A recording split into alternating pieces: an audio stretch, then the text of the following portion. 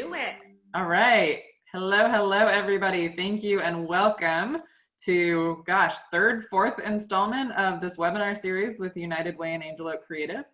My name is Devin Desjardins. I'm Director of Marketing and Storytelling at United Way of the Greater Triangle. And we're here to talk today about reimagining the annual report, which if your organization does annual reports on the fiscal year timeline, this might be the time period that you're looking back on the last fiscal year and trying to figure out how do you tell the story of everything that happened, because we had 6 months of normal and then another 4 to 5, 6 months of pandemic, and the amount that each organization has had to stretch and grow and change as a result has been incredible. And so how do you tell those stories? How do you really show the impact in a way that's going to resonate with your donors, that's going to help you kind of expand your audience? And so I'm really proud today to introduce you to 3 brilliant women who are going to walk through this conversation with you. And then I believe we're going to have some time for Q&A at the end.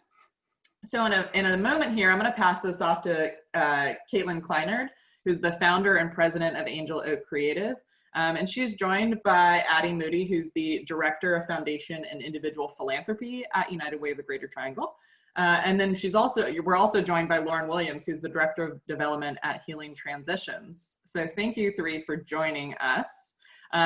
If you guys do have any questions as we're going, if you're like me and you can't multitask and you can't remember things for like longer than a span of a goldfish, please go ahead and drop it in the chat at any point. We'll get to the Q&A at the end, and I'll be reading through the chat box just to, and I'll track things from the beginning. So Caitlin, I'll put myself on mute and I will start slideshow mode, and I'll hand it off to you.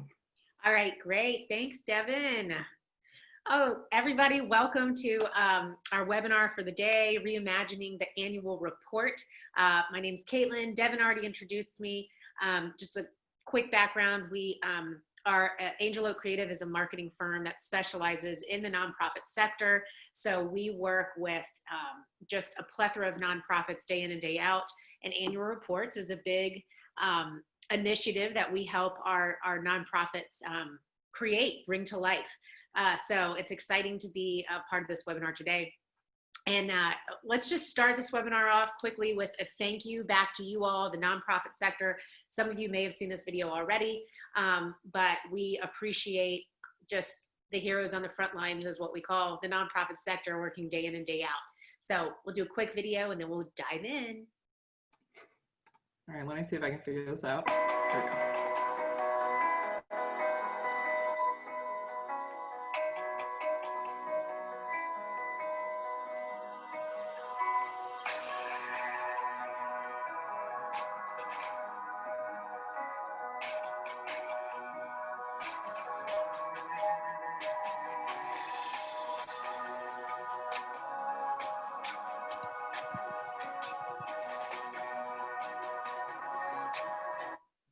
Oops. Oh, so you guys, okay. You can't see it on the screen, yeah.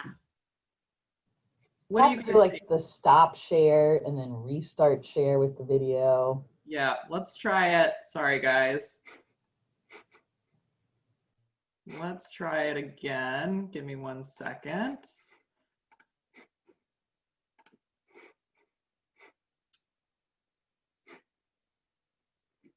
Gotta love those technical difficulties, right? Okay. I hear you. All right. Thumbs up if you can see the slide. Okay, great. I'm gonna hit play. If you guys can't see it or hear it, give me a thumbs down. Okay. All right.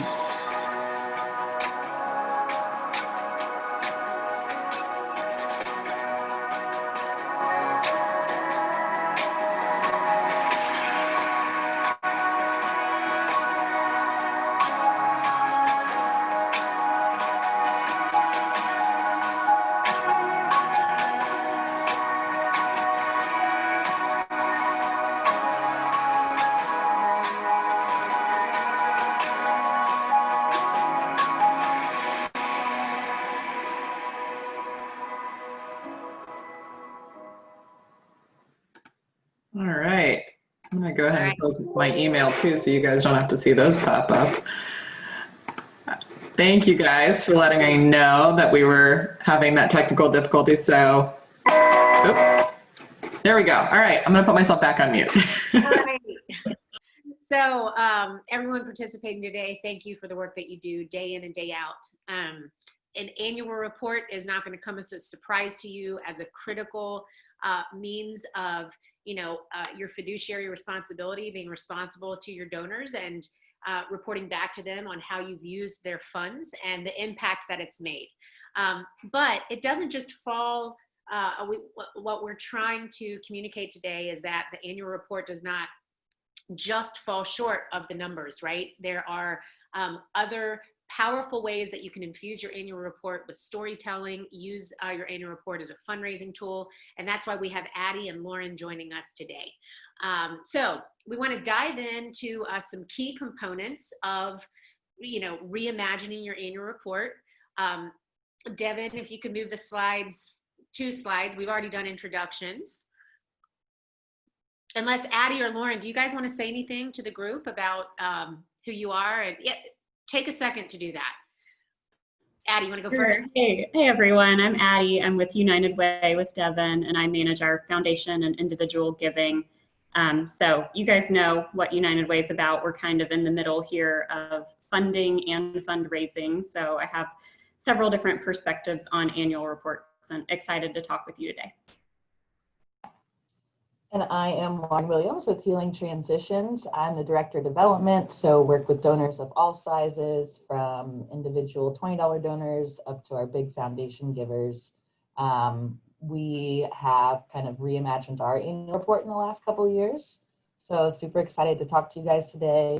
And hi, Peter Morris. We love you too. All right. Addie, Lauren, thank you so much for those introductions. So together, we all brainstormed on how we could help you all reimagine your annual report. That's what Angel Oak Creative does for our clients day in and day out. We believe that there's 6 key components, elements to reimagining an annual report. And that's what we're going to discuss today. It is important to use your annual report to tell a story.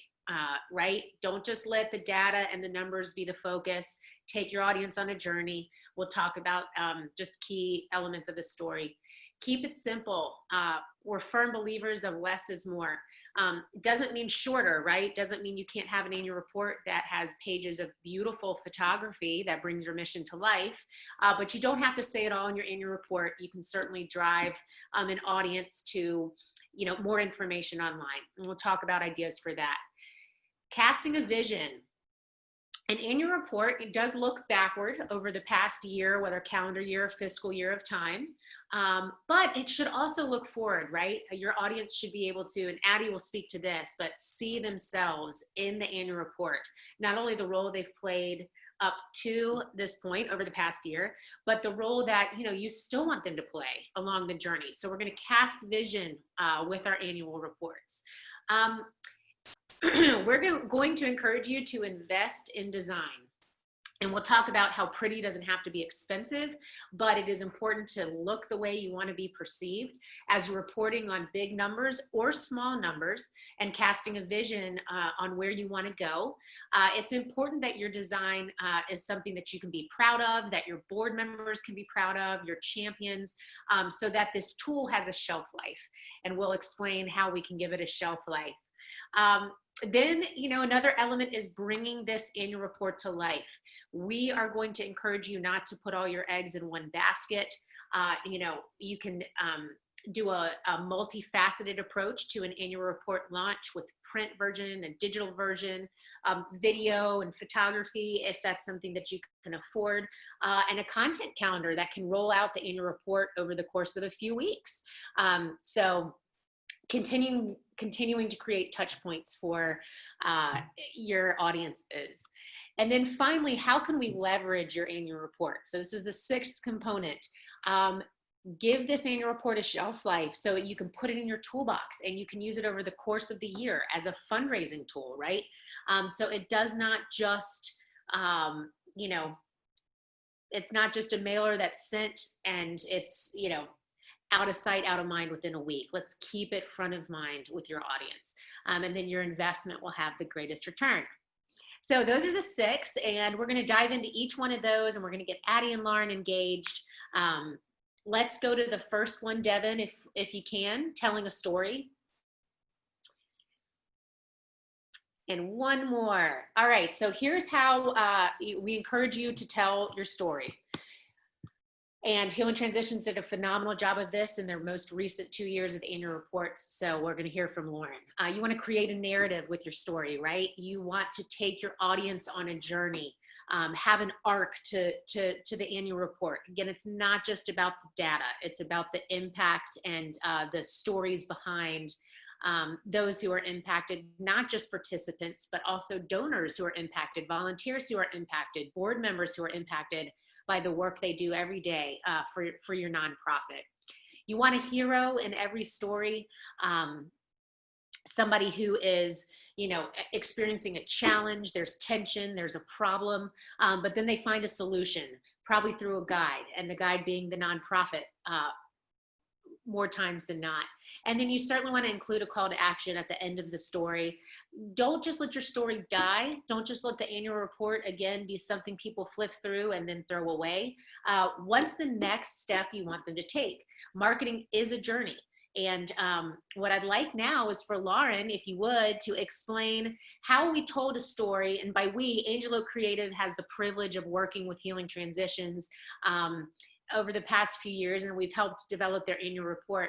And this annual report got rebirthed from, you know, nothing for 4 to 5 years to just a coffee table publication. So Lauren, tell us a little bit about the stories that we infused in Healing Transitions annual report. Yeah, absolutely. And that was this year's, guys. So when I came on board here about 3 years ago, Healing Transitions had not done an annual report in over 4 years. And so the ones they had done before that kind of looked like this. It was tons and tons of text on every page. It was overwhelming to read, overwhelming to look at. And so we started talking to Angel Oak about how could we make something that is much more attractive to look at. It's easy to kind of get your quick facts if you want that. It's got the stories if you want the stories. And so working with them and our board, we were actually able to put together this really beautiful piece. And so our 2019 annual report theme was It Starts With You.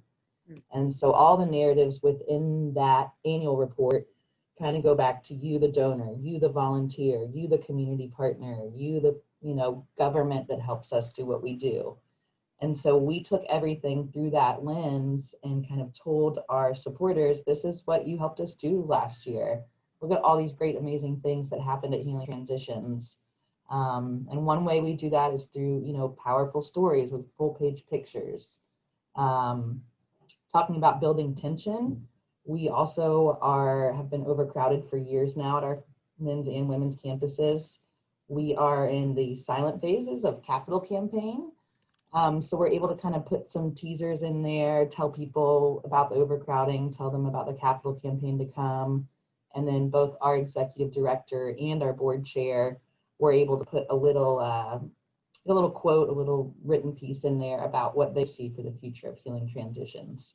So like Caitlin said, it kind of starts with, here was last year, here's those success stories that you want to hear, here's the data if you're a numbers person, and here's where we're going. And this is something that the board now asks for if they're bringing in prospective donors, wanting to introduce somebody to us.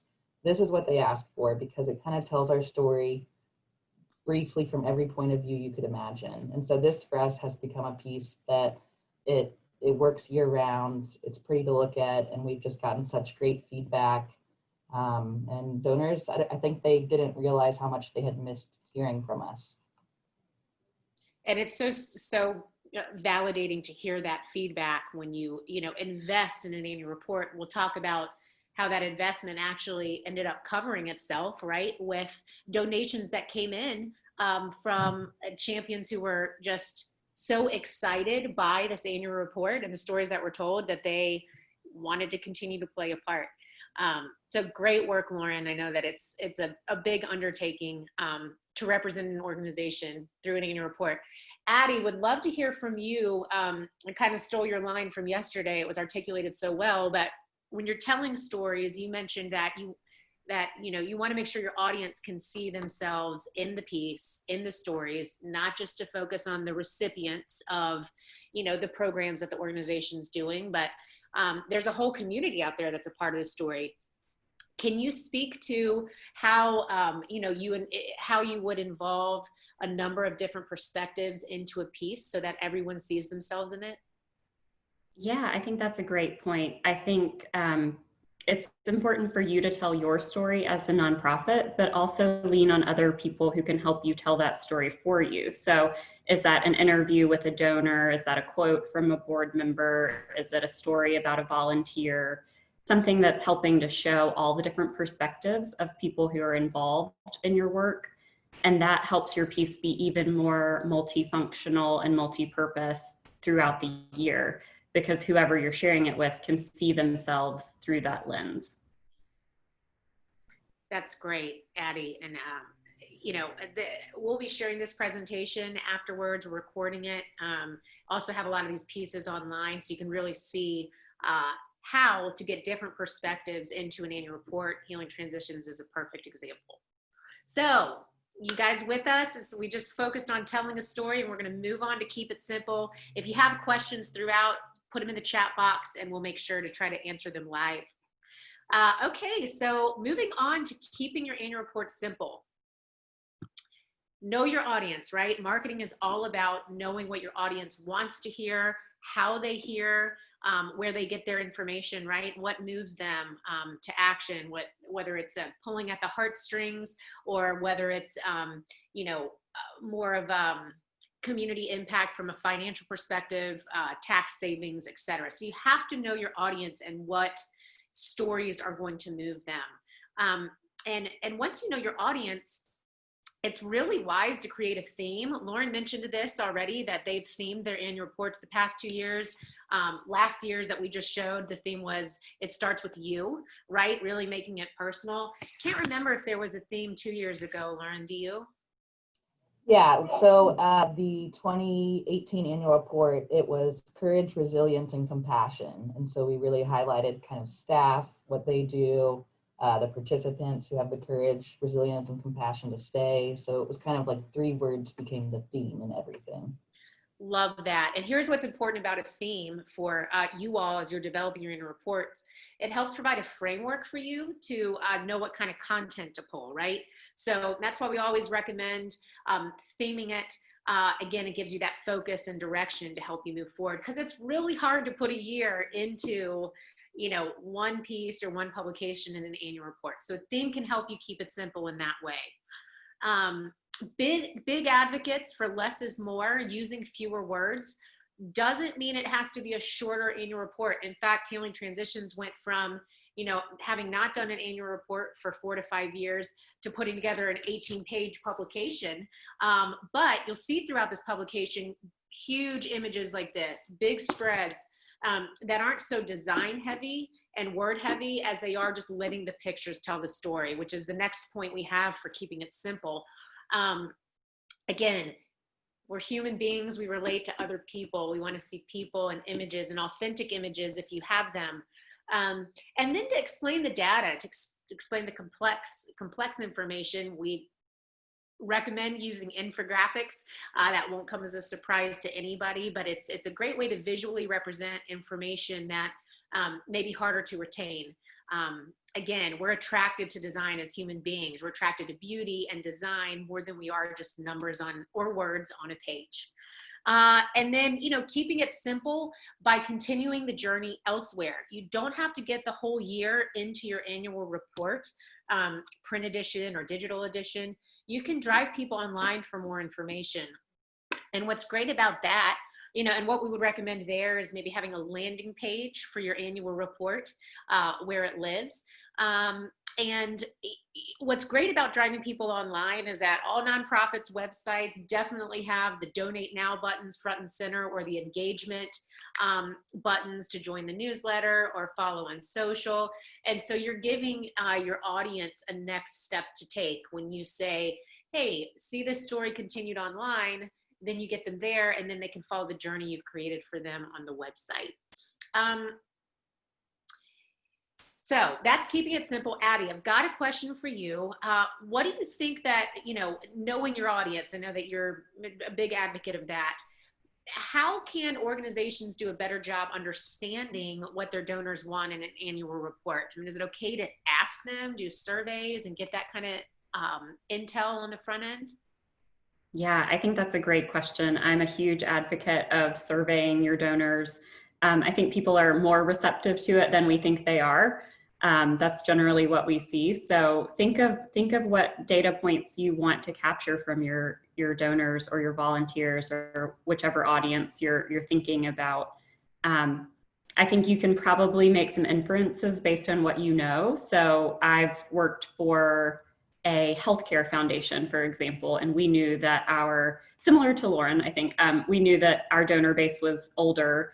They enjoy still receiving mail. They like the traditional annual report format, and that's okay, right? That's what they want, and we're here to give them the information in the format that they want it. I think by and large, we're all seeing that the trend is moving toward the shorter annual report, more condensed, more infographic, more visual, and even just a digital format, as opposed to mailing out these huge magazine style publications. So I think you can make some inferences, but I think we would always encourage you to ask. People are willing to share and they want to be asked what they want. So do a little bit of homework before you start really finalizing things, and it'll really guide you. Thanks, Addie.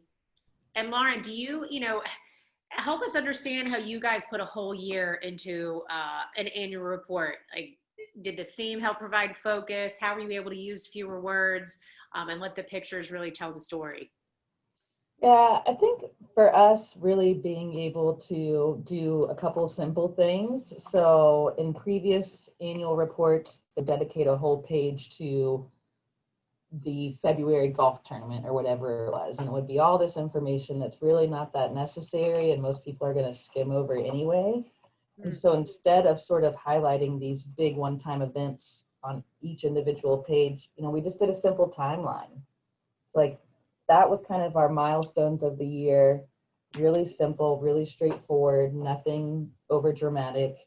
And something else that we did was on each page, just put a little impact stat. So how many beds of service we provided for that year. So that way, as a donor is looking through this, it's not this giant page of all of your data. You're kind of getting it more in snippets, which makes it feel a little bit more manageable. So for us, that was a big part of it. And then like you had said earlier, Caitlin, just big full page photos, color. People, there's a reason I think for the saying a picture is worth 1,000 words. I connect so much more to visual things than written text heavy things. So that is definitely something that we took into consideration and made the focus of our annual report.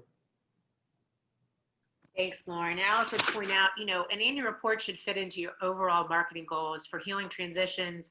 A longtime goal of theirs has been to change the misperception around recovery, that, it's not doom and gloom, but there's life in recovery, and it's a colorful life and a vibrant life. And so that's where, like the pictures and the colors really helps drive towards that overall goal, right? Not just the annual report focus. All right, Devin, do you mind switching to the next slide, please? And this is just an example of an annual report where we kept it simple. This is a Carolina for Kibera annual report, a unique format. It got 8 panels, but it folds into almost a postcard size. And, each panel represented either a story, photos, impact, data, financials, but we were able to put it into a very cohesive manner to keep it simple, and then drive them online for more information if they wanted that. So just another visual. All right. So Devin, do we have any questions yet? I don't think we do. We might. Devin's looking. No questions yet. All right. So We talked about telling a story with your annual report. We talked about keeping it simple with your annual report. So next step to reimagining this piece is to cast a vision. So here's what we want to dive into with casting a vision. As we mentioned, your annual report certainly looks back, right? You are reflecting on a year of financial stewardship, impact, story, mission, but it shouldn't only focus on the past. We are recommending that you cast a vision and reflect on the future. Make it aspirational. Clearly communicate the goals that you have coming up for the organization. Inspire your audience. I will let Devin move forward one more slide. Here's an example of an annual report, a coastal land trust, big, beautiful piece again.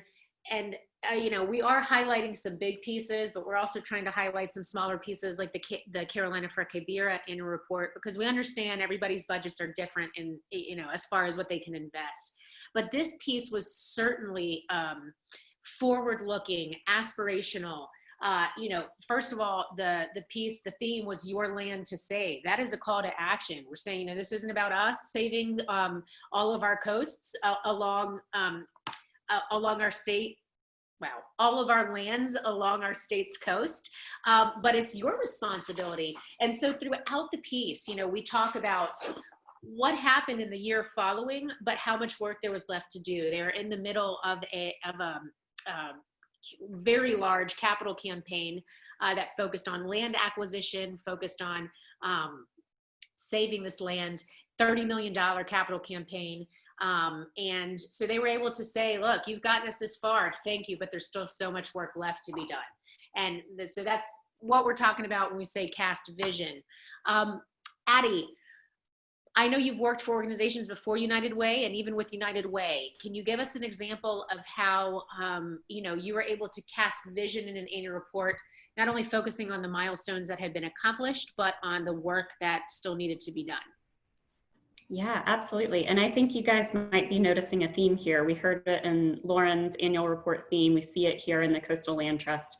But I think one of the biggest takeaways here is using that you language. So you, the donor, you, the volunteer, you, whomever is reading this report, can start to really see yourself in that. It's a pretty standard development thing. So I'm not here to tell you things you already know, but a good reminder, I think, as you're forming your messaging in your report, is to really help whoever's reading it see themselves in the work. So I think this casting a vision is kind of the end of the narrative arc that Caitlin talked about at the beginning.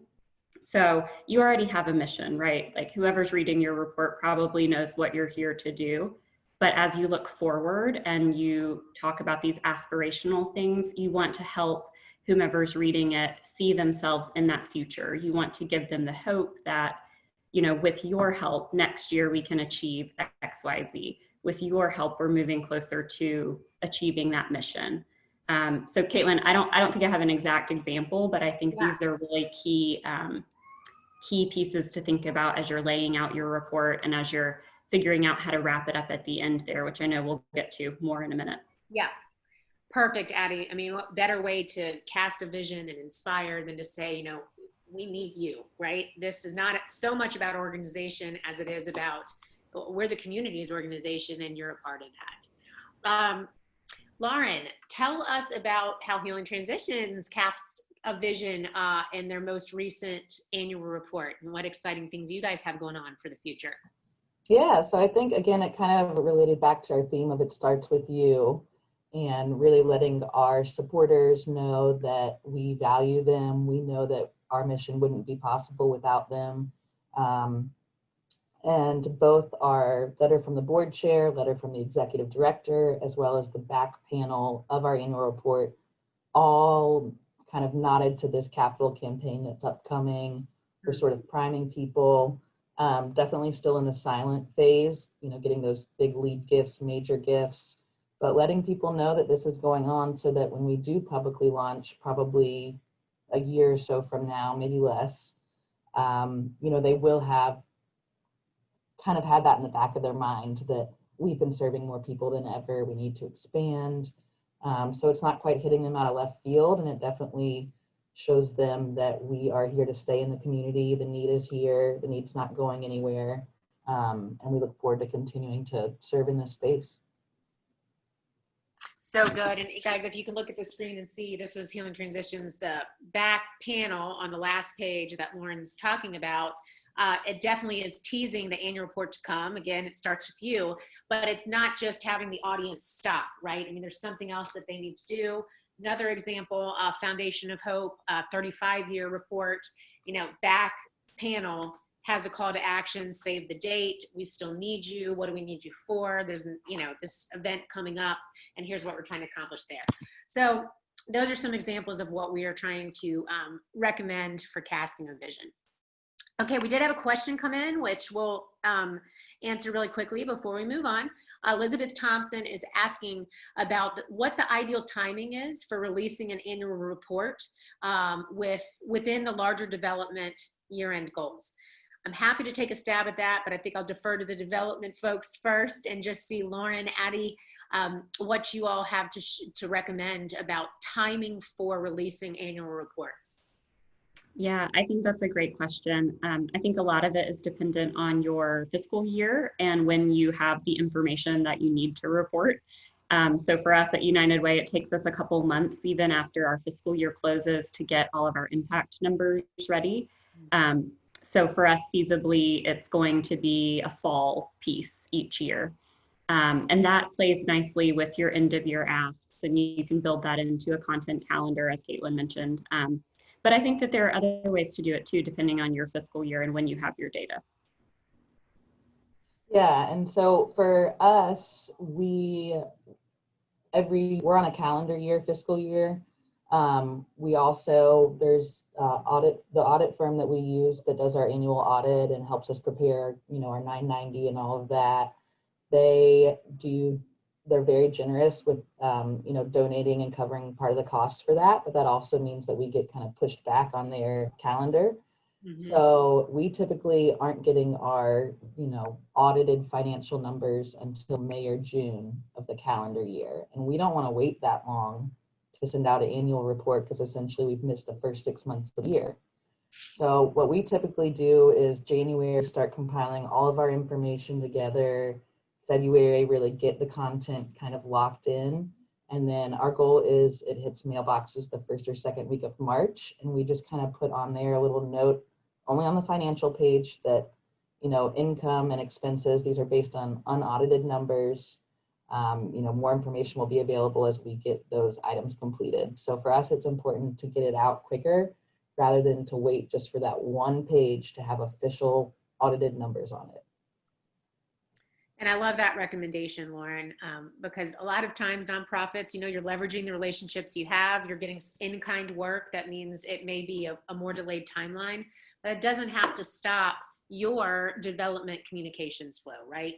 And with fundraising communications, what we always say at Angelo Creative, just be as transparent as possible, as quickly as possible, right? So once you're ending one year, if it's a calendar year or a mid-year fiscal year, before you make another ask of your champions, you want to make sure that you're, again, your fiduciary responsibility, that you're reporting back to them on how they moved the needle the year prior, right? What we're trying to do is get out of this rhythm of just continuing to ask and ask and ask without, I guess what we would call, stewardship, which is making sure that you're thanking well and that you're reporting well and that you are inviting your audience to see the role that they're playing along the journey of your organization. So Elizabeth, I hope that answered your question. I'm going to add one thing to that too for Elizabeth. So for organizations that might be on more a fiscal year, like ending June 30th, maybe your goal is to get it out in early September. That's a great time for part of your call to action be, priming them for the end of year campaign. We know people are generous in November and December. That's for whatever reason, the time of year that donors like to make gifts. So if you are on that sort of schedule, it definitely opens the door for you to kind of put a teaser for that in your annual report and get them ready for what's to come. That's great, Lauren. All right, guys, in the interest of time, we're going to move on to our next key component, We've talked about, telling a story, keeping it simple, casting a vision. Okay, investing in design. This is a huge part of reimagining your annual report. Whereas Angel Oak Creative is a marketing firm, so we're big advocates of looking the way you want to be perceived. We believe that, the more you invest, the greater your return will be. And again, we understand navigating tight budgets, and that the nonprofits joining us today and in our community run the gamut as far as what they're able to invest in their annual reports. So don't want anyone to feel like we're saying spend a lot of money. Pretty doesn't have to be expensive. What we're saying is, be professional and don't accept anything less than that, because this is this tool is what you are giving back to donors. And people want to be a part of a winning team. They want to be a part of a rising tide. And so again, we had an organization come to us several years ago. They were a $400,000 organization. They were just wise, just incredibly wise. And they challenged us, Angel Oak Creative, don't help us raise $1 million, help us look like a $1 million organization. And we believe the money will flow from that. And within 18 months, they'd gone from a $400,000 organization to a $1 million organization because they elevated their brand appearance.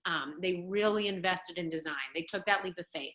And not everybody can invest a ton of money in design, but please, as you're considering whether you're able to invest in design, ask the question, can I afford this, but can I afford not to invest in design? And then if you don't have the budget, go to a donor and try to raise the money for just the annual report design and explain to them how their investment in helping you elevate your appearance, will actually generate a return. I mean, that to me is a more dynamic gift that a donor can give than just donating to a general fund. And donors want to be a part of gifting to specific initiatives. So paint that vision for them. Original photography can take you far, and it doesn't, again, have to be very expensive. What we would recommend is that if you're an organization, understanding that some organizations have confidentiality, issues that they can't get around. But if you are able to do authentic photography, then we recommend that you invest in a half-day shoot with a photographer. You can get 50 pictures out of a half-day shoot. Those pictures could carry you all year.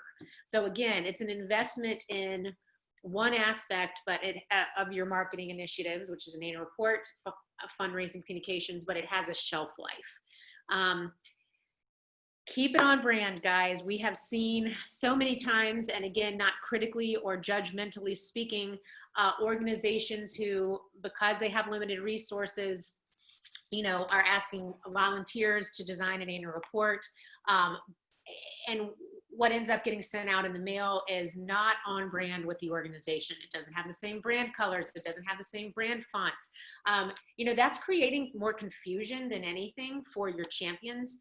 And so if you are needing to leverage free resources, using Canva yourself to design a report, using Unsplash to find, stock photography that you can use that's free, asking a volunteer to donate their graphic design to help you with this annual report.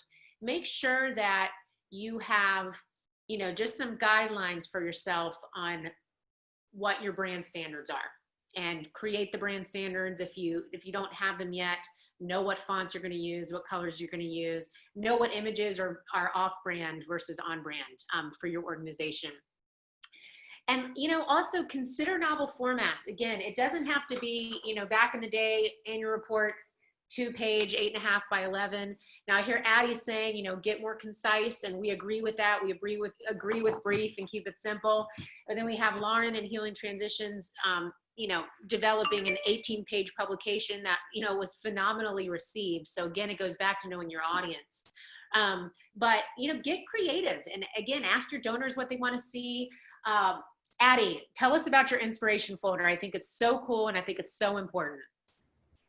Yes, I think that's one of my best pro tips that I could leave you with today is everyone at the United Way office knows that I keep a folder in my cabinet that's full of samples of other people's development materials. So anytime you get a solicitation in the mail, anytime you pick up someone else's annual report on a coffee table or in a meeting, keep those together somewhere where when you're preparing for your next publication, you can flip back through them. You can see what you like, what you don't like, what might work for you, what's a new idea that you hadn't considered yet, or a new format that could be interesting.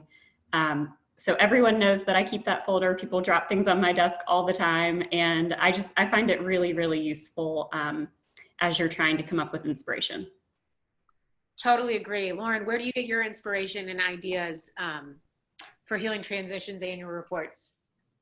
The exact same thing. So I keep everything that's mailed to me. I keep, even like some, I think it was last fall, like before Wegmans opened, they sent out a really cool mailer saying they were coming soon. So it wasn't even a nonprofit mailer. It was this grocery store mailer, but the format was cool.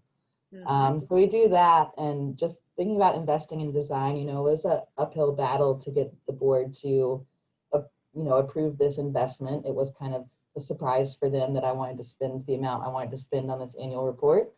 So there was pushback, but we were able, within a month of sending this piece out, we didn't even include a donation envelope. We didn't ask people to give. It was just information. And within a month, we had covered the cost of printing and mailing it.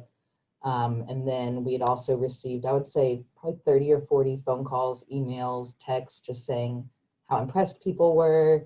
Board members had donors reaching out to them saying how great the piece was. So it really was able to kind of legitimize us as an organization and make us present to the world how we feel about ourselves.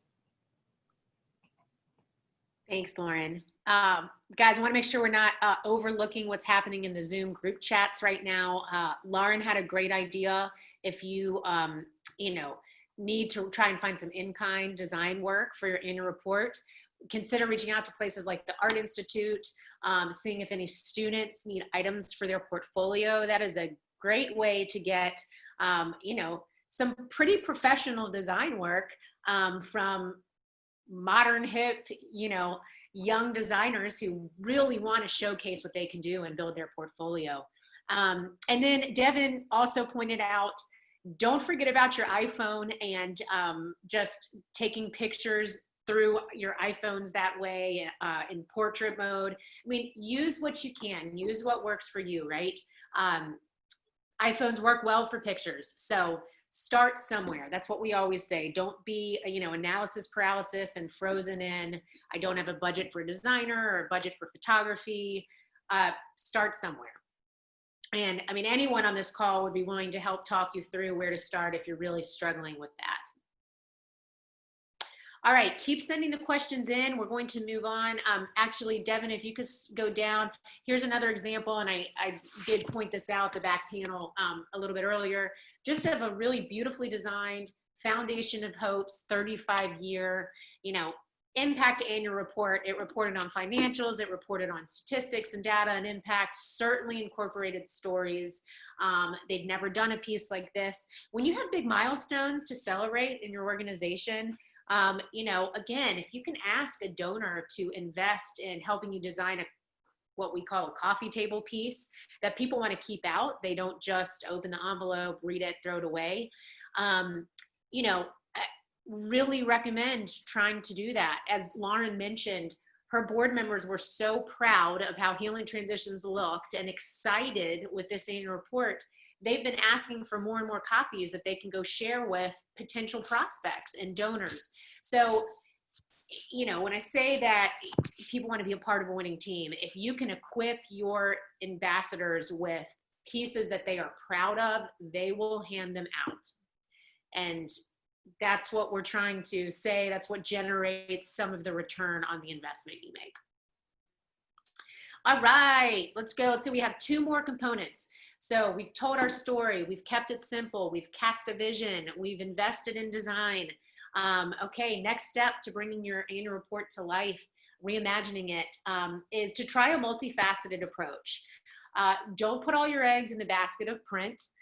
We certainly recommend a digital annual report. And for some organizations who are really limited on funds, Save the printing costs, save the mailing costs, although we do believe you can generate, cover that expense in your print send. Just do a digital annual report. I'll show you an example of one of those. Also incorporate some video if you're able to make an investment in that way, and then do a rollout over a couple of weeks. I mean, just an annual report campaign rollout. When you're talking about fundraising communications, you're always looking for a reason to, a touch point, right? To engage your audience. And we say, 7 touch points, and on average, 7 touch points can generate a gift, right? You don't want every one of those 7 to be asking for something. You want to be providing value and content that's exciting.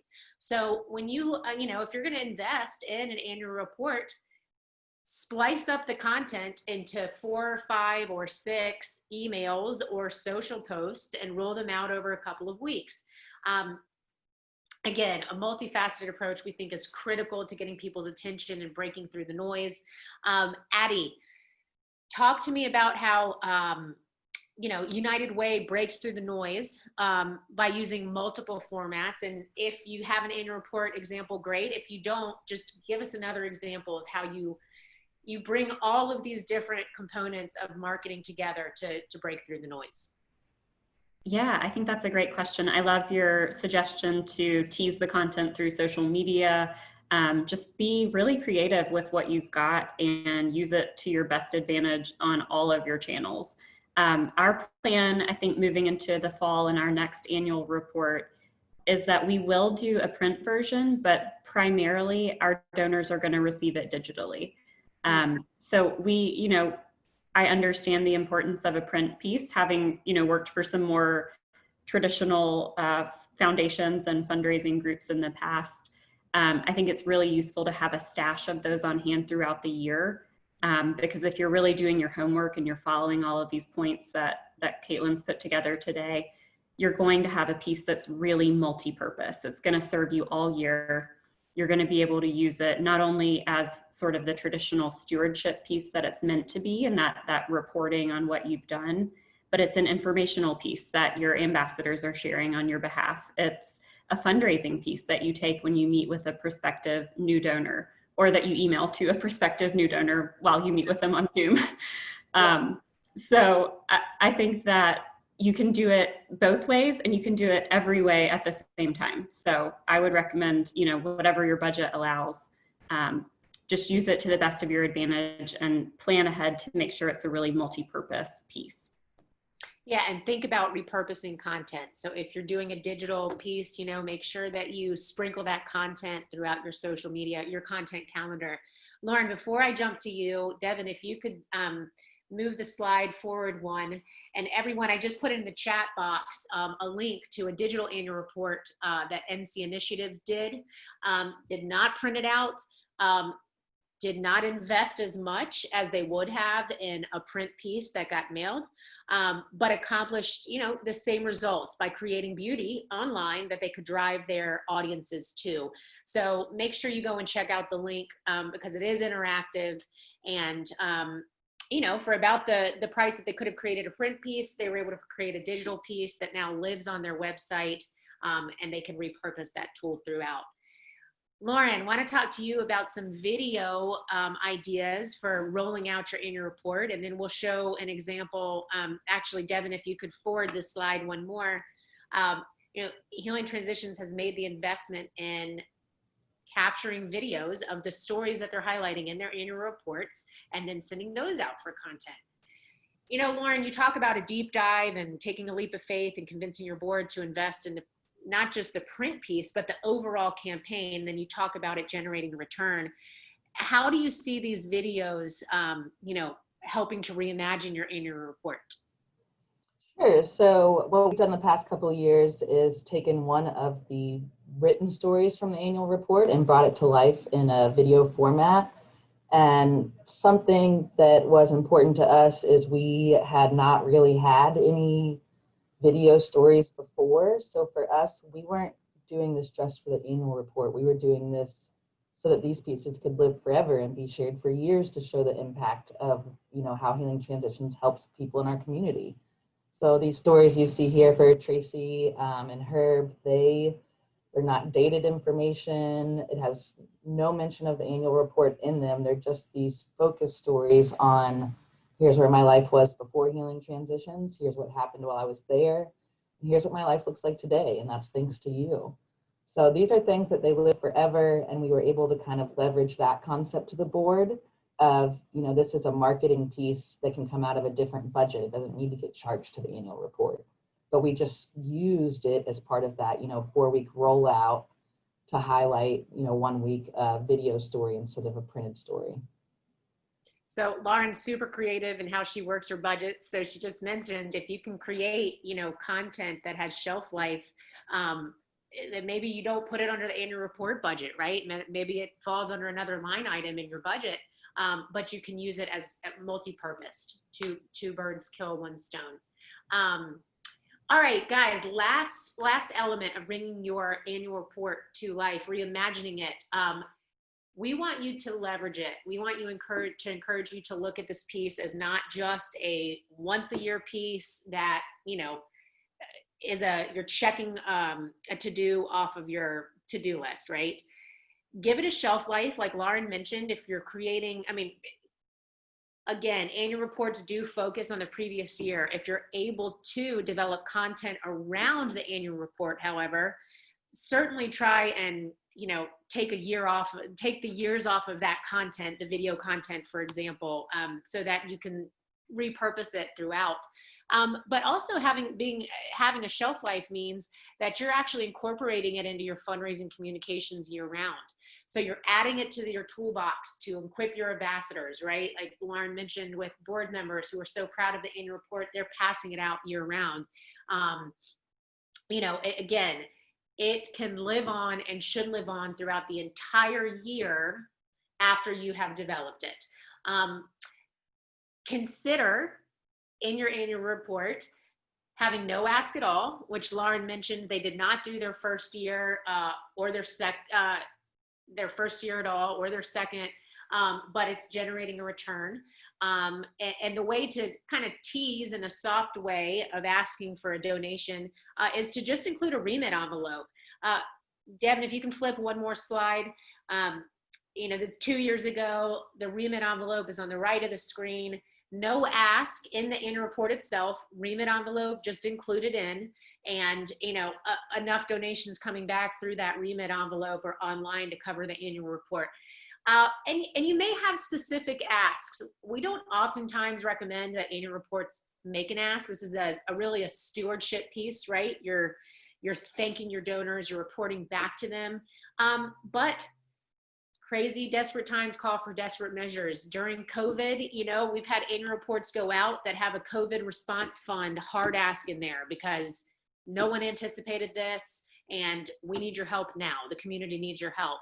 And they've been received well. So there is a time and a place for an ask in an annual report, a hard ask sometimes.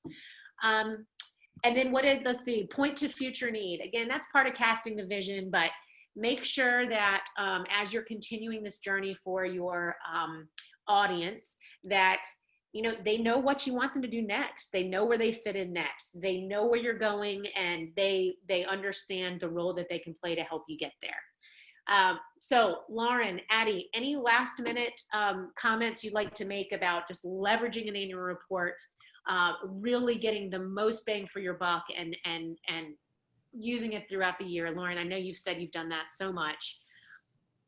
Yeah. So I think it's been one of the most important tools we've had. And even though it required some convincing on the front end, it really has all paid off on the back end. And so I'll put my email in the chat, but I'm happy to talk through any of this with you guys, how you could present it to the board, thinking through cost-effective options. But I strongly encourage everyone to really consider making this a high priority in your annual budget. Very good, Lauren. Addie, do you have anything to say about the importance of equipping your ambassadors with a powerful tool to help, the development director can't raise all the money him or herself, right? Takes a village. Absolutely. Yeah, I totally agree and second everything Lauren said. I think that, like we've said before, follow these points, really put your thinking cap on as you're developing your report, and it's going to serve you all year in all of these ways, whether or not there's an ask in it. It's a great follow-up piece. It's a great leave behind piece at a meeting or a follow-up in an email. Even if it just feels like it's an informational piece, it's what's going to stick in your donor's mind, and it's what's going to remind them to come back and hopefully make a gift. So, yeah. Thanks, Addie. Thanks, Lauren. Devin, got one more slide to go through. What's next, guys? We want to not end this journey with you all, but want to encourage you on the next steps you know to take. Over the next few weeks, start thinking about the investment that you can make in your next annual report initiative. You know, will you invest in design? Will you invest in multimedia? Will you invest in a rollout approach? You know, and what investment is that? How much? What's the gap? Are you falling short? Can a donor help meet that need for you? Start identifying and collecting your content. You know, I forgot to say focused on a theme, but if you want to go ahead and start dreaming up a theme for your annual report, that will really help provide the framework for the stories and the vision you cast. Know your call to action. What do you want your audience to do after they read through your annual report? What's that next step in the journey that you want them to take? And think outside the box, guys. You know, like Lauren said with the shelf life and the video, don't put dates on things if you don't have to. I mean, make your content work for you so that you can repurpose it over the course of the year. If you're going to do a photo shoot, go ahead and collect photos for your social media for the remainder of the year. So thinking outside of the box that way, and delivery and formatting, and then crush it, guys. Believe in your annual report, be excited about this work. You're inviting donors to play a critical role in your journey. So approach this with an abundance mindset, and the donations will come, the return will come. Okay, 1 minute for Q&A. Anybody have last minute questions that you want to throw our way? I've not seen any questions come in since Elizabeth's, but I am watching. Okay, great. Well, I'll throw one out there, and I don't think there's a right answer, but it's kind of the age-old questions. Do you include pages in your annual report, a spread with all of your donors' names or not? Would love Lauren and Addie's feedback on that. See nonprofits do it both ways. So we included it in 2018, and then I sort of made the decision on my own in 2019 not to include it. I don't want to say that it wastes space, because our donors are important and they matter. But if the only reason someone is reading that is to see their name in the donor listing, I'm just not that excited about that. I think if we can provide more meaningful content, that's better. And the donor name listing, you're always going to get something wrong. Something's going to be out of order. Someone's going to be angry, and it's a headache. Yeah, I hear you. It takes up space. If you're printing a piece, you need to just be really conscious of how many pages it's going to require to list all of your many, many donors. I know you all have so many too. I think it comes back to really, though, knowing your audience. It's all about what your donor wants to some extent in this report. So if you have an audience of donors who like to see their names, maybe that's what you should do. And that's okay. There's not a right or a wrong way. I would suggest, though, if you do forego it in a printed piece or a digital annual report, that you have it listed on your website somewhere, because there is always going to be a faction of your supporters who want to see their name somewhere. Know your audience, know your donors, guys. Thank you so much for your time today. United Way, thank you for this amazing partnership with Angel Oak Creative. Healing Transitions, thank you for trusting Angel Oak with your fundraising communications. Just for all of you joining today, we're here to answer questions if you have them, and we are just praying that you crush your annual report initiatives this year. Reimagine it. Thank you, everybody. We will send out the link to this recording once it's up on our YouTube, so keep an eye out for that. And as always, reach out with any questions, and we are very excited to see what you come up with and to add it to Addie's inspiration folder. Yes. Has a good rest of the day. Yours and Lauren. Thanks, guys. Everybody. Bye. Thanks, guys. Everybody.